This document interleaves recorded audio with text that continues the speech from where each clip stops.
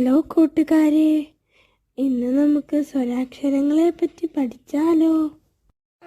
ഇഷ്ടമാവുകയാണെങ്കിൽ ലൈക്ക് ചെയ്യാനും സബ്സ്ക്രൈബ് ചെയ്യാനും മറക്കല്ലേ. കൂട്ടുകാരെ, നമുക്കിന്ന് സ്വരാക്ഷരങ്ങളെ പറ്റി പഠിച്ചാലോ? ആകെ 15 സ്വരാക്ഷരങ്ങളാണുള്ളത്. അത് ഏതൊക്കെയെന്നല്ലേ? ആ ആ, ഇ ഈ, ഉ ഊ, ഇർ എ ഏ, ഐ ഓ ഓ, ഔ അം